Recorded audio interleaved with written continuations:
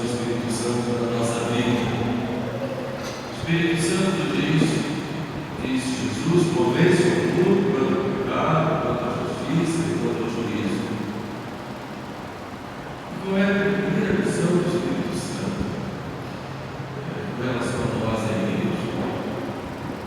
Nós hoje temos aquele pensamento, às vezes, de seria tão bom que nós estivéssemos vivendo no tempo de Jesus, pudéssemos conversar com Ele, pudéssemos contemplá-lo, pudéssemos ouvir os nossos ouvidos, as suas palavras, andar com Ele na Palestina, contemplar esses milagres, dar talvez um abraço dele. Mas muitas vezes esse pensamento um pouco ilusório. Mas Jesus disse aos apóstolos: é bom para vós que eu vá. Por que esta presença visível de nosso Senhor é tão necessária? Ele acrescenta: porque se eu não for, virá para vós, não virá para vós, o Consolador, o Espírito Paráclito, ou o Consolador, ou o Advogado.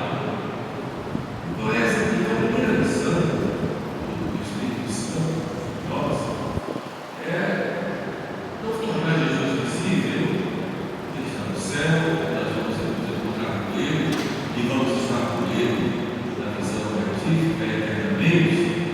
Mas, mais do que a visibilidade de Jesus, nós temos hoje Jesus vivendo em nós. Não só pelo sacramento da Eucaristia, mas o Espírito Santo, ele forma Jesus em nós. Ele nos santifica de tal forma que faz com que cada um de nós seja o próprio Cristo. Como diz São Paulo, já não sou eu quem vive, mas é Cristo que vive em mim. E a igreja chama de Espírito Santo de Dígitus Paterno Excelente, Deus da mão direita do Pai. É aquele que faz com que uma escultura, uma obra de arte em cada ser humano, e na medida em que nós, abertos à graça de Deus, nos deixamos conduzir pelo Espírito Santo para que nos crie e nos recrie a cada dia, o Espírito Santo vai nos moldando à imagem de Jesus Cristo. Então a primeira ação do Espírito Santo é exatamente essa, de fazer de cada cristão um outro Cristo, de modo que quando nós lutamos contra o pecado, quando nós praticamos as virtudes, quando nós olhamos para Jesus, nos espelhamos nele, é o Espírito Santo que está nos inspirando, não só nos inspirando, como está agindo em nós para nos formar a imagem do próprio Jesus. Essa é a grande missão do Espírito Santo nas nossas almas. Por isso se chama Espírito Santificador, aquele que vai dando a graça e vai formando o Cristo de cada um de nós. Essa é a grande missão do Espírito Santo em relação a nós. Mas há um outro ponto que também é muito importante. Jesus disse que o Espírito Santo dará testemunho de mim. Então esse dar testemunho de Jesus, na verdade, é mostrar quem é o nosso Senhor. Quando o nosso Senhor estava aqui na terra, de modo visível, mostrando-se a todos, ele dizia que ele era, tinha as credenciais, exatamente o que o Pai tinha dito: este é meu filho, e nele coloquei toda a minha complacência, escutai. Tinha também provas, os milagres, a grandeza da sua doutrina, dos milagres da ressurreição. Mas ele partiu. E o Espírito Santo que mostra quem é o nosso Senhor. Podemos dizer que no grande mestre, nem é. A Sócrates também era um grande mestre. Platão também. Poderíamos dizer que ele é um filósofo, como alguns dizem, ele também tem uma filosofia, mas há muitos filósofos no mundo. O grande livro, sim, mas há muitos livros. Mas quem é o Espírito Santo? Quem é Jesus? O Espírito Santo nos mostra que ele é o Salvador. Por isso, quando Jesus foi ser gerado,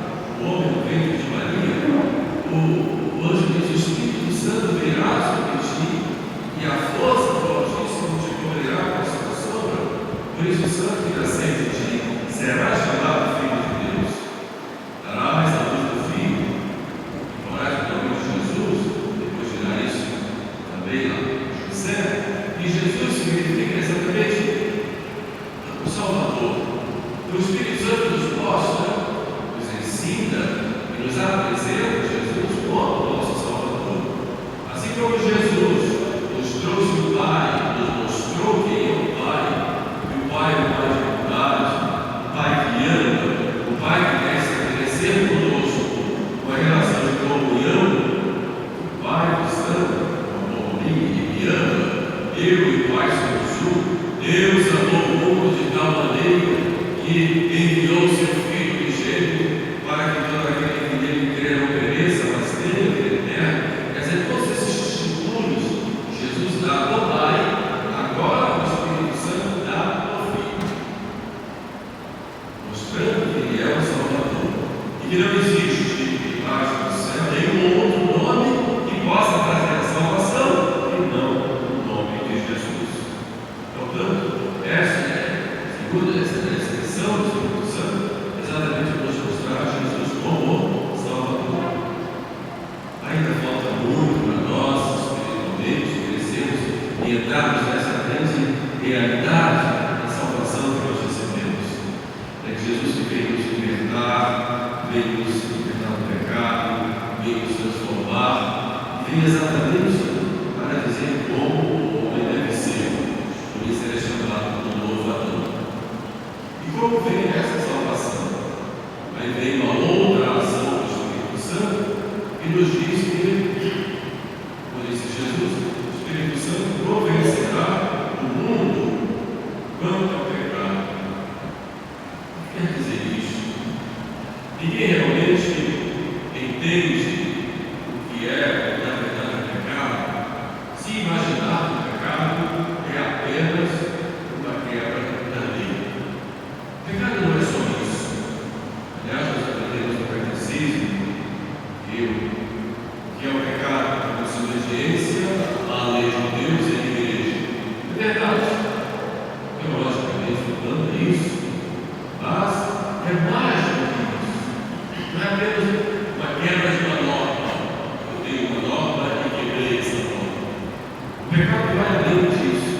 E é o Espírito Santo que nos convence que o pecado não é apenas uma quebra da lei, mas o pecado, o Espírito Santo nos mostra que o pecado é nós fazermos mal àquele a quem amamos, ou pelo menos queremos amar. Por isso a crucificação é a manifestação do pecado, é a incredulidade na sua essência, é a recusa absoluta em ter o amor e as bênçãos de Deus. Na realidade, o pecado não é apenas a quebra da lei, repito, mas é uma recusa ao próprio Deus. É uma espécie de incredulidade prática. É uma ingratidão. É um pagar com o mal àquele que nos ama. É irmos contra o amor de Deus, preferindo o amor de nós mesmos. Por isso, Santo Agostinho diz lá, na cidade de Deus, dois amores fizeram duas cidades. O amor de Deus, até o abandono de si mesmo, construiu a cidade de Deus. E o abandono de Deus, até o amor de si mesmo, até o abandono de Deus, construiu a cidade do diabo, como chama de cidade terrestre. Quer dizer, em cada pecado há um amor próprio maior do que o amor de Deus. Então esta é a grande realidade do pecado que o Espírito Santo nos mostra. E a partir daí nós vamos ver o grande mal que nós fazemos para nosso Senhor, tendo em cada pecado uma participação da sua crucificação. É muito significativo isso, porque às vezes nós culpamos Jesus, foi crucificado pelos romanos, foi condenado à morte pelos judeus, mas na verdade, cada um de nós tem uma parcela de culpa na crucificação de nosso Senhor. É ali, na cruz, que nós vemos a nossa vida. Se nós meditarmos profundamente na crucificação, nós vamos escrever a nossa própria autobiografia. tendo como tinta o sangue de Jesus, como pergaminho, a sua pele, e como essência, o assunto do nosso pecado. Como não olhar naquela coroa de espinhos, nosso orgulho, nossas vaidades? Como não ver naquelas mãos transpassadas, nossa avareza, nosso cuidado exagerado com as coisas materiais, com as coisas do mundo? Como não ver naqueles pés transpassados, nossas fugas das inspirações da graça? Quando não olhar aquele lago aberto em que brota sangue e água, e não olharmos para nós mesmos, vendo o quanto nós rejeitamos ou somos indiferentes aos nossos irmãos e deixamos de amá-los e exercer sobre eles a misericórdia? Como não olhar naquele manto de púrpura nojento e sujo que foi colocado em Jesus por nosso descuido com as coisas sagradas, especialmente na Eucaristia ou na nossa própria vida como algo sagrado? De modo que o pecado nos leva exatamente a participarmos, em certo sentido, como culpados da própria crucificação de nosso Senhor. E só consegue chegar isso, só consegue colocar-se lá aos pés da cruz aquele que tem o Espírito Santo.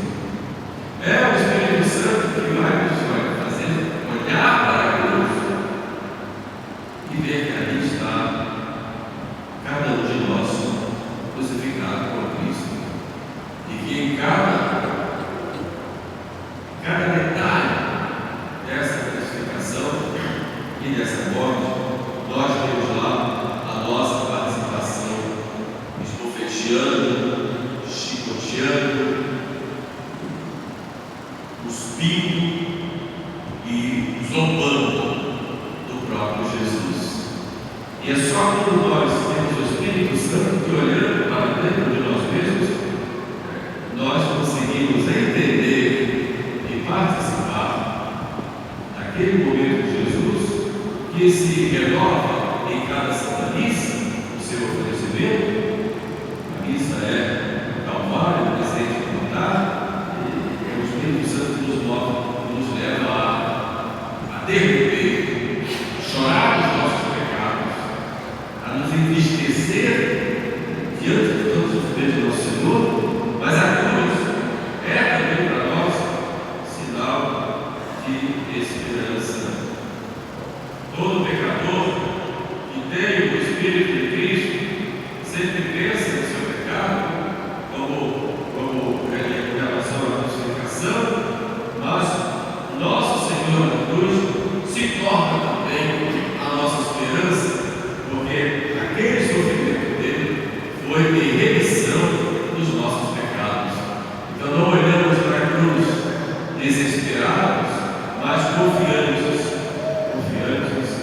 na vida eterna que nos é dada pela cruz de Cristo, e todas as graças que vêm a nós, que provêm daquela cruz, que nos são dadas pelo Espírito Santo. Chama a atenção, talvez alguns conheçam aquela convenção que Santa Teresinha conseguiu, implorando aos céus, daquele pancinho, que era o cidadão italiano, para ter nascido em Alexandria, no Egito, quando era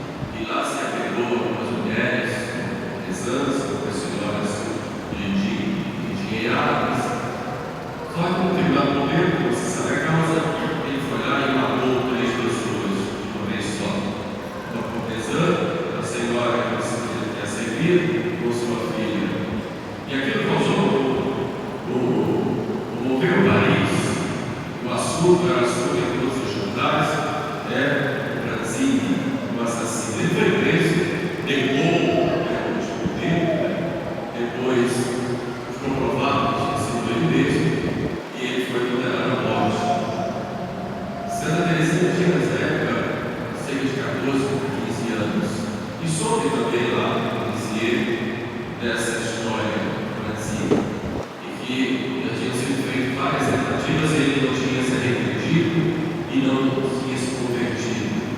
E ela então disse para Celina: esse vai ser meu primeiro filho, eu vou começar a rezar por ele. Teresinha começou a rezar, fazer penitências, sacrifícios, mandou que Celina fosse pedisse santas missas por ele, e ela foi, e ele executou tudo, e ela foi rezando, fazendo penitências, sacrifícios, e pedia ao Deus um sinal de que ele realmente tinha se convertido.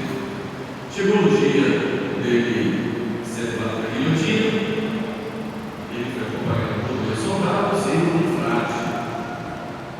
O frade foi com ele, mas ele não queria ser o frade, né? Mas no determinado momento, antes de chegar à guilhotina, ele foi lá ao frade e pegou o crucifixo do frade, acabou o frade, e deu 3 beijos. Depois deu 3 beijos e entregou ao frade e colocou a cabeça e foi decepado ali. E, claro, Teresinha viu ali o sinal que Deus deu para ela, de que as suas orações tinham sido ouvidas, e aquela atitude do Brasil de beijar o crucifixo mostrava que ele tinha se convertido e que naquele momento já entraria para a vida eterna.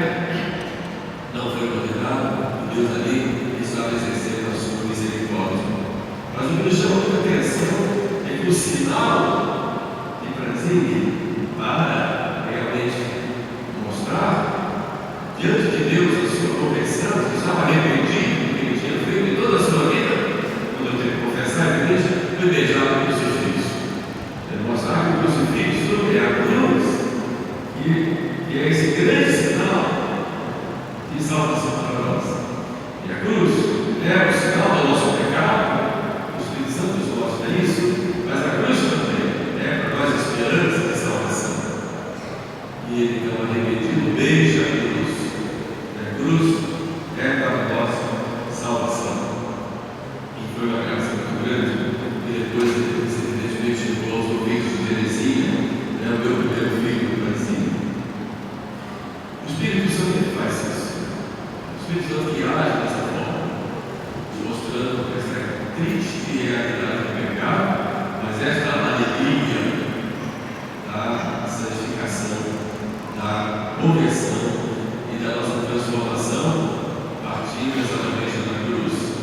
Mas há um terceiro ponto, em relação a essa ação do Espírito Santo na alma, e é o Espírito Santo que vem morar em nós, e aí vem morar no corpo, como o seu templo. É interessante que o Santo Tomás diz, quando São Paulo fala, nós somos os templos do Espírito Santo. São Paulo está dizendo ali que o Espírito Santo é Deus, e tem em nosso corpo o seu templo. Como Jesus entra lá em Jerusalém, entra lá no templo, e quando expulsa lá os vendedores, Jesus falava: destruí esse templo, e eu em 3 dias o edificarei. E São João fala, ele está falando do templo do seu corpo. Esse templo nosso, que é o nosso corpo, é templo do Espírito Santo, pela graça, que nos leva à santificação. Por isso nós devemos ter um grande respeito pelo nosso corpo, um grande cuidado pelo nosso corpo. Nosso corpo não deve ser objeto de pecado, ou de levar outras pessoas ao pecado. Aquele cuidado que a igreja tem com o nosso pudor, com o nosso modo de vestir, e não sermos nós resguardarmos esse tempo, esse nosso corpo, é exatamente um sinal exterior de que há em nós algo muito sagrado. E não é apenas o pudor que nós guardamos, mas há algo muito sagrado, que é esse tempo, que deve ser cuidado, amado e respeitado, tanto em nós como nos outros, porque é um templo de Deus, é um templo do Espírito Santo. O corpo, que um dia vacila essa sepultura, mas que vai ressuscitar, e vai ressuscitar glorioso, vai ressuscitar com o corpo de Jesus transformado para contemplar a glória eterna. Por isso o Espírito Santo tem no nosso corpo o seu templo. Significativo fato, o Padre, quando faz uma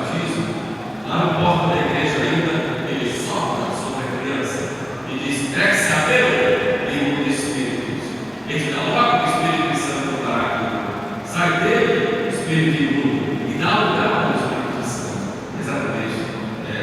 Porque o nosso corpo vai se tornar dentro do Espírito Santo. E ele vai habitar em nós para nos mover, não só inspirando a nossa alma, nos fortalecendo, mas para nos conduzir com presença de Deus nesse mundo, levando o nosso Senhor em todos os lugares. Isso o Espírito Santo faz em nós.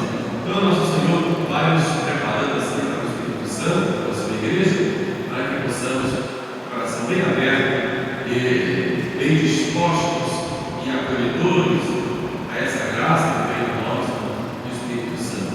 Pensamos todos os dias no Espírito Santo, que ele nos transforma e nos recria.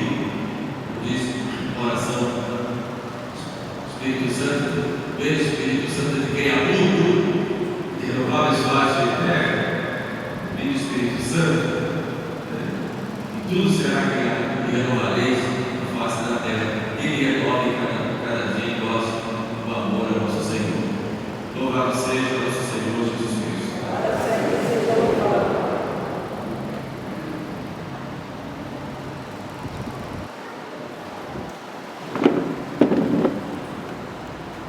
Não